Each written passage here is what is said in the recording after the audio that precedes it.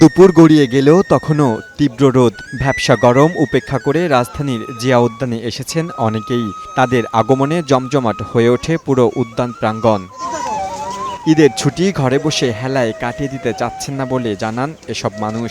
বন্ধুবান্ধব ও পরিবার পরিজন নিয়ে ঈদের ছুটি উপভোগ করতে এসেছেন বলে জানান তারা। আজকে আমরা খালামণি আর আম্মুকে নিয়ে ভাইয়াকে নিয়ে ঘুরতে আসছি জিয়া উদ্যানে, খুব ভালো লাগতেছে। ভালো লাগছে কারণ বাচ্চা নিয়ে এসেছি, বল দুধ ফিডার সবকিছু নিয়ে এসে দেখা যাচ্ছে যে এনজয় করছি। ঈদের ছুটি একটা দিনও নষ্ট করতে চাই না, তার জন্য ভাগ্নিদেরকে নিয়ে ঘুরতে আসি জিয়া উদ্যানে। তো ঈদের ছুটিতে এরকম ঘুরতে আসছে, অনেক ভালো লাগতেছে। এছাড়াও সংসদ ভবনের সামনেও ভিড় দেখা গেছে মানুষের। কেউ কেউ আবার মানিক মিয়া এভিনিউ সড়কে পরিবার নিয়ে ঘোড়ার গাড়িতে চড়ে ঈদের ছুটি উপভোগ করছেন। ঘোড়ার গাড়িতে ঈদ উপলক্ষে প্রথমবার ঘুরছি, খুব মজা লাগছে পরিবার নিয়ে। এদিকে এদিন বিকেলে হাতিরঝিলেও ঘুরতে আসে রাজধানীর অনেকে। ছুটির বিকেলে পানির ধারে ঠান্ডা হাওয়ায় প্রাণ জোড়াতে এসেছেন বলে মন্তব্য করেন তারা।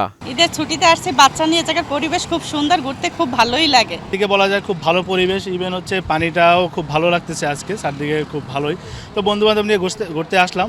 তো আমি আশা করব যে ভবিষ্যতে বাংলাদেশ গভর্নমেন্ট যেন এরকম লম্বা ছুটি রাখে ঈদ এবং বিভিন্ন উৎসবে।